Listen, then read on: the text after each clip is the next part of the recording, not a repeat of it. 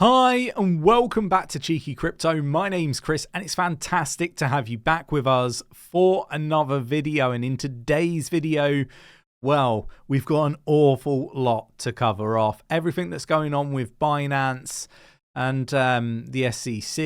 I also want to talk about another hack and yeah, look, what are whales accumulating right now? And I want to sort of touch on that because there are 4 altcoins that whales are accumulating now, and be really interesting for you to know what these projects are. If you enjoy this sort of content, mash up the like button, subscribe if you haven't subscribed already, tapping that bell, selecting all the notifications so you never miss a video. And don't forget to jump down in the Discord, over 7,000 people supporting one another, navigate this space safely. Lots going on in the Discord, and you can have more meaningful conversations with Nick, myself, the team, and the wonderful community. Go check it out. Free to join. Link in the description. Right, let's get down to the desktop. So we're going to start here on coin market cap. The total market cap of crypto globally is at $1.39 trillion, down 1.74% at the time of recording. Bitcoin is down 1.64% in the last 24 hours at 36,564.67, and Ethereum just over $2,000, 2019.05, up 0.41% at the time of recording. So, you know, it's a bit of a red market at the moment, and this is a lot to do with Binance, and we'll come on to that in a moment. But first of all, let's have a look at what is going on from a regulatory standpoint. We've got the list of cryptocurrencies the SEC have called securities in the latest Kraken lawsuit. So I want to sort of touch on this because I think it's important to understand where the risks may lie or may not. But this is what the SEC is highlighting as potential securities: Cardano, Solana, the Sandbox, Near Protocol, Polygon-Matic. You've got Avalanche, Algorand, Cosmos, Chiliz, Coty. They've listed Sandbox twice here. Decentraland, Dash, Filecoin, Flow, ICP, which is Internet Computer, and OMG Network. So those are projects that we're probably going to see a bit of volatility around, obviously with this being shared. But the SEC are going after the other exchanges. And I want to be clear on kind of where I am mentally when it comes to what we're seeing in the crypto space. We saw Bittrex, file for bankruptcy. They're, done. I think we're going to see more exchanges potentially, from a US standpoint, pushed out of the market. There is one golden exchange, though, and it's the exchange that all of these spot ETFs are going to be going through when it comes to, being a custodian of the crypto that they hold, and that is going to be Coinbase. And Coinbase are going to come out smelling of roses. You can obviously, they're a public company. You can, invest, in their stock. You can obviously take advantage of this if you see it the same way as I do. Obviously, I'm not a financial advisor. Treat this purely as entertainment purposes only. Go away, do your own research, consult your own financial advisor. But BlackRock, these big institutional players getting involved in crypto, their bets are going to be the ones that are pushed to higher positions. There probably isn't a space for Binance to be the #1 exchange in the world anymore. That will become Coinbase. They will make sure of it. I've mentioned previous videos that there's corruption at all levels, and the US is no different when it comes to corruption. May possibly even be one of the worst countries for it. At least they're going to be right up there. I mean, the UK are too. We've got Ripple executives say the US DOJ decision is necessary to bring crypto into compliance.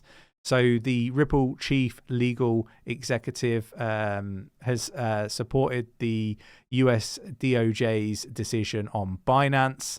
And look, I align to a point, but at the same time, like, I also don't know really where I sit on it, because there was lots of allegations made. A lot of the stuff that I saw was just that. It was just allegations. There weren't really any, there wasn't any real proof to it. And look, Binance have made mistakes clearly. And, again, I think this goes back to the saying that the CEO had, which was, better to beg for forgiveness rather than approval. And that's obviously come to bite him in the arse. And I think that, we're going to see more of this, like with other exchanges. So it's going to be an interesting time. I think that, I think cleaning stuff up is necessary. But whether you could say they're bad actors, I think that's a stretch. But it's a stretch that the SEC are, exploiting, right? And they're going after that. So we got bankrupt crypto lender Genesis sues Gemini to recover $689 million of transfers. Really, really interesting stuff. We've seen FTX obviously suing Bybit. So there's an ongoing theme here. Are they clutching at straws? Let me know your thoughts and opinions in the comments below. We've got Binance naming Richard Teng as new CEO, as the founder. 𝗕𝗘𝗪𝗔𝗡𝗡 admits mistakes and obviously steps down, pleading guilty to criminal charges in the US. Interesting. Basically, he can't be in control of Binance. He's going to have to step down in order for Binance to continue. But yeah, look, there's a lot of stuff, right? We've seen Binance saw, I think it's actually at $1.3 billion in net outflows in the past 24 hours. A lot of people concerned that they don't have the $4.3 billion that they need to pay in this fine, right? Which is like probably the biggest in history. At least I believe it is. Let me know in the comments below if that's accurate or not. But yeah, look, the founder stepped down amid the US probe, I guess, financial probe. But what he has said is, there was no misappropriate funds, no use of customer funds and none of the nonsense that you saw with FTX. This is really about not having, the anti-money laundering processes in place. We see this all the time with banks, right? If you go search, banks, anti-money laundering, and look at all the latest news, you'll see bank after bank after bank that have recently paid fines for failing to have these processes in place.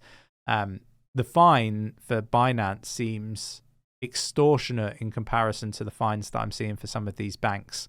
So I think there's a debate to be had there. Why is it so much stronger in financial penalty for Binance compared to others in the traditional finance sector? Is an interesting one. I would love somebody to explain it to me. Clearly, I don't understand it, or maybe they're just being much harsher on the crypto market. And look, we need to be clear, right? These people that in these positions, they are just puppets, and there might be one or two, a very few that aren't, but most are working to the song of somebody else, and that song is likely to be BlackRock, in my opinion. And there is talk that obviously, as Binance dwindles down and doesn't, is no longer managed by the former CEO.